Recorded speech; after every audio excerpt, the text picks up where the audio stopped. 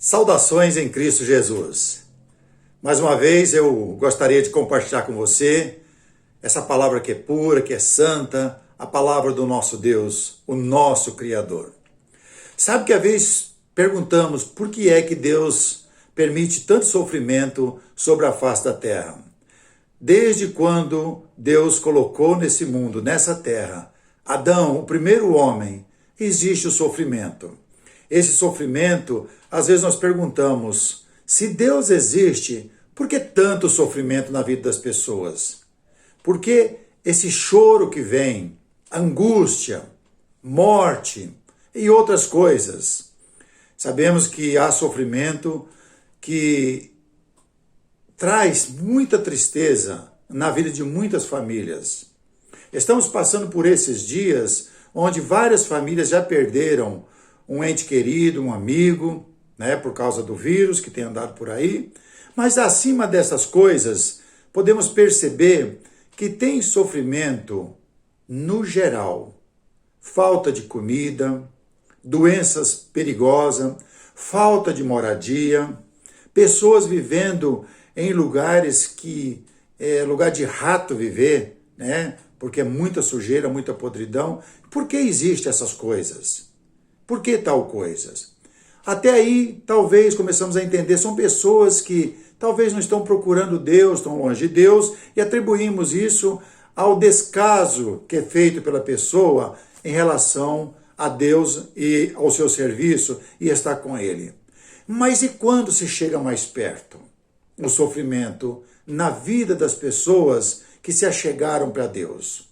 E aí nós questionamos, por que será que existe isso? Eu estou com a minha Bíblia aberta no livro de Atos, capítulo 12. Aqui percebemos, no começo da pregação do Evangelho, Jesus já voltou aos céus e agora deixou os seus apóstolos, os santos apóstolos, para continuar distribuindo na vida das pessoas, espalhando por toda a face da terra, a boa nova, a boa notícia, e isso é levado a cada coração, a cada mente. E eles começaram, mas logo no começo, a perseguição feroz. Não é só perseguição no caso de prisão, perseguição de morte. Aí de novo, quando estamos lendo a Bíblia, questionamos, por que será que Deus permite o sofrimento até na vida daqueles que estão propagando, caminhando, levando as boas novas para a salvação. Então, no livro de Atos, capítulo 12, acompanhe comigo, olha no versículo 1, porque que Deus permitiu tal coisa. Por que Deus permite isso? Achou? Capítulo 12, versículo 1. Por aquele tempo, mandou o rei Herodes prender alguns da igreja, para os maltratar, fazendo passar a fio de espada a Tiago, irmão de João. Vendo ser isso agradável aos judeus, prosseguiu prendendo também a Pedro, e eram os dias dos pães asmos. Prenderam Tiago e passaram a fio de espada. Decapitaram Tiago. Também prenderam Pedro, porque isso era agradável aos judeus. Quem são os judeus? Não são o povo escolhido de Deus? Aquele povo que recebeu as alianças que Deus fez, os louvores, a lei, aquele povo que esperava a salvação. Agora, esse povo parece que está se sentindo feliz, porque Herodes já matou Tiago, e agora prendeu Pedro, agradável aos judeus. Sofrimento que veio agradar aquelas pessoas que diziam que amam a Deus. Por que Deus permitiu isso? Mas veja um pouco mais. Tendo feito, prender, lançou no cárcere, entregando a 4 escoltas de 4 soldados cada uma, para o guardarem, tencionando apresentá-lo ao povo depois da Páscoa. Pedro, pois, estava guardado no cárcere, mas havia oração incessante a Deus por parte da igreja. Interessante observar essas coisas, porque mesmo a igreja com medo naquele momento, recuou, retraída por causa do sofrimento. Agora percebemos que ainda em oração. Já haviam perdido um dos apóstolos, Tiago, e Pedro foi guardado para ser apresentado e provavelmente ser assassinado também após a Páscoa. A igreja fervorosa, com medo, mas orava ao Senhor. É mais ou menos isso que acontece em nossas vidas. Quando começamos a questionar a Deus do sofrimento que tem no mundo, e esse sofrimento pode chegar a mim e até você. Mesmo com medo, nós oramos ao Senhor e oramos por aquelas pessoas que já estão sofrendo. Aqui a igreja estava orando. Já haviam perdido Tiago, um dos irmãos queridos, que saiu para pregar o evangelho, mas o apóstolo Pedro continua preso e a igreja continua em oração a favor dele. Quando Herodes estava para apresentá-lo, naquela mesma noite, Pedro dormia entre 2 soldados, acorrentado com 2 cadeias e sentinelas. A porta guardava o cárcere. Eis, porém, que sobreveio um anjo do Senhor, e uma luz iluminou a prisão. E tocando ele ao lado de Pedro, o despertou, dizendo: levanta-te, depressa. Então as cadeias caíram-lhe das mãos. Disse-lhe o anjo: cinge-te e calça as sandálias. E ele assim o fez. Disse-lhe mais: põe a capa e siga-me. Deus está no controle. Deus não perdeu o controle.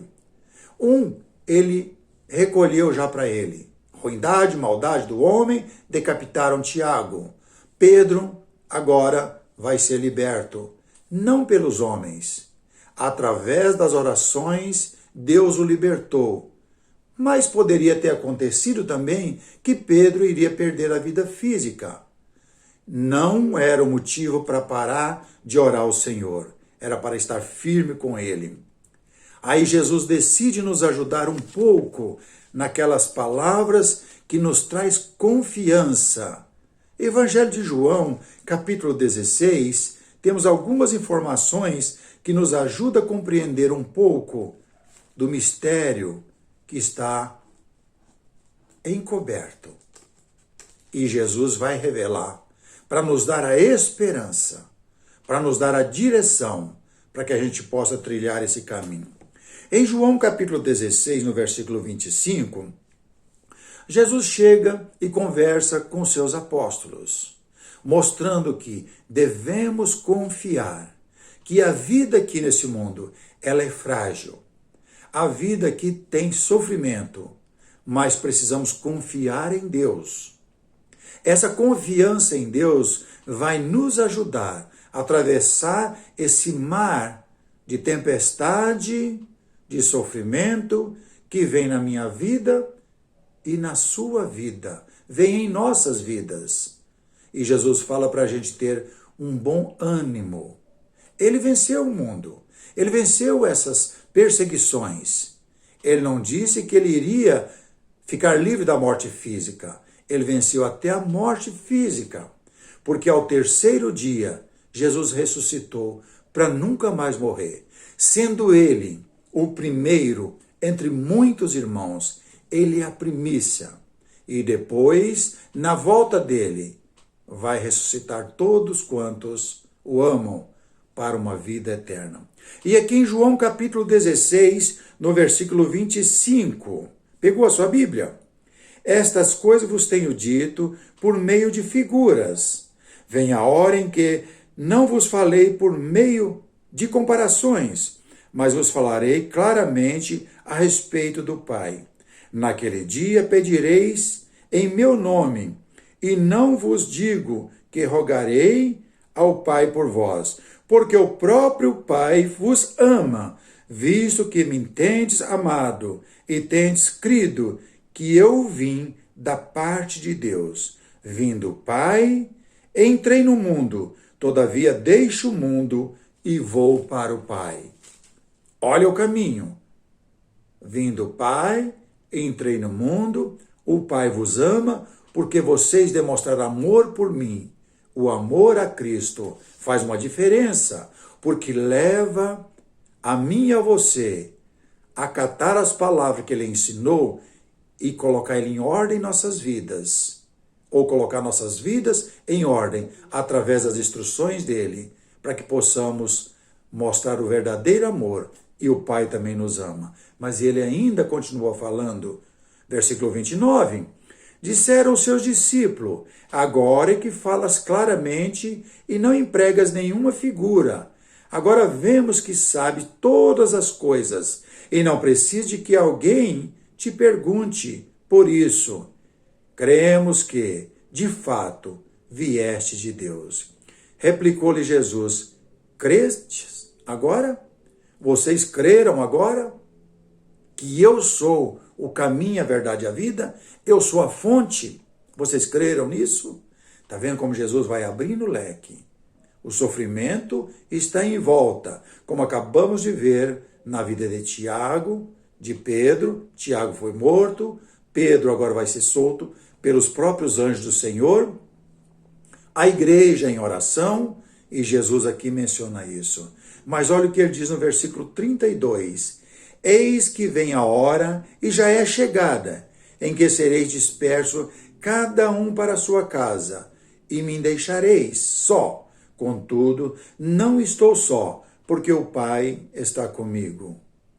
Ele está dizendo, a perseguição vem, e vocês vão me abandonar, vão fugir para vossas casas. Mas sabe, eu não estou só, porque o Pai está comigo. Aí ele diz no versículo 33, estas coisas vos tenho dito, para que tenhais paz em mim. Sabe que o mundo não vai trazer a paz que nós precisamos realmente. No mundo, né? Vocês não vão ter, mas em mim vai ter. No mundo passais por aflições, mas tem de bom ânimo. Eu venci o mundo. Sabe o que Jesus está dizendo? Que nós também, ao lado dele, vamos ter a paz que precisamos, mesmo mediante o sofrimento. Vamos ter essa paz. E ele está dizendo isso, que é nele. Ele é o Senhor, o dono de nossas vidas. E ele vai nos ajudar um pouco mais em Mateus capítulo 10. Vá caminhando comigo lá para Mateus capítulo 10 e veja como ele faz essa colocação, ajudando a mim e a você a não querer ser maior do que ele. Porque ele é o Senhor. O servo nunca é maior do que o seu Senhor. O servo pode aprender todas as coisas que o seu Senhor está ensinando e poder praticá-las, mas nunca é maior do que o seu Senhor. O servo não está acima do seu Senhor. O sofrimento existe, não precisamos inventar outras coisas, precisamos seguir os passos do Mestre para que possamos ter a verdadeira vida. E aqui ele nos ajuda. Mateus capítulo 10. Versículo 24, ele diz assim, o discípulo não está acima do seu mestre, nem o servo acima do seu senhor. Nós precisamos ser membros desse corpo que é a igreja, que é o corpo de Cristo, mas nunca ser maior que Cristo para poder ultrapassar e começar a achar que somos melhor do que outros e querer elaborar ideias que não vem do Senhor, porque é maligna. Aí ele diz no versículo 25, basta ao discípulo ser como seu mestre e ao servo como seu senhor. Se chamar o Beelzebu, ao dono da casa, né, quanto mais aos seus domésticos, portanto, não os temais, pois nada há encoberto que não venha a ser revelado, nem oculto que não venha a ser conhecido. O que vos digo às escuras, dizei à plena luz. É o que vos digo ao ouvido, proclamai-o dos eirados. Não temais os que matam o corpo e não podem matar a alma. temais antes aquele que pode fazer perecer no inferno tanto a alma como o corpo. Ele está dizendo, vem sofrimento, vem perseguição, vem angústia, vem morte física. Não fique amedrontado com isso. Essa vida ela vai passar, ou por uma coisa ou outra. Nós não somos eternos nesse corpo, mas o corpo que Deus vai nos dar, ele é eterno. Procure temer aquele que está nos céus, o Pai da eternidade, o Deus Todo-Poderoso. Teme a Ele, obedeça às suas palavras, nunca queira seja maior do que Ele.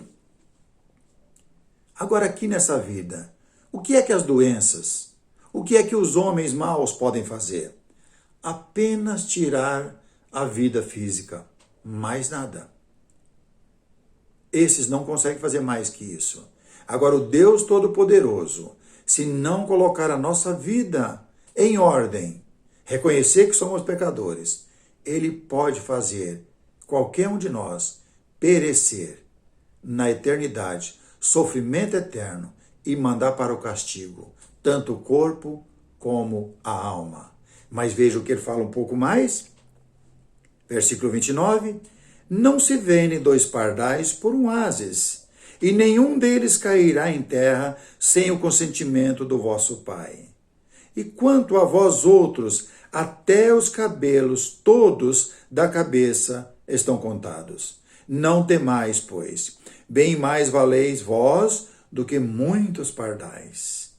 Aí ele dá a dica para a gente ser humilde de coração, fazer a nossa mente ser doutrinada pelo Senhor de nossas vidas, que é Cristo, e não o Senhor adversário de Cristo. E ele diz que devemos nos humilhar para poder alcançar a verdadeira vida, porque essa que estamos vivendo aqui, do qual tiraram Tiago, iam tirar o apóstolo Pedro e tantos outros. Essa não é a verdadeira vida, porque ela é passageira. A verdadeira vida está em Cristo. Aí ele diz no versículo 32 e 33.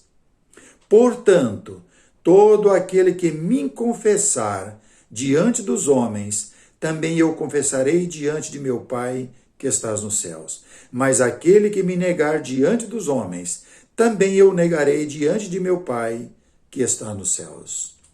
Devemos reconhecer que somos pecadores. Devemos nos humilhar e confessar que Jesus é o Senhor para termos a vida eterna e caminhar com Ele no restante de nossos dias. Agora, uma outra coisa. Você já imaginou se não tivesse sofrimento nenhum nesse mundo? Onde você estaria? Você estaria procurando Deus ou você estaria cada dia mais longe de Deus? Sabe que o sofrimento nos aproxima de Deus.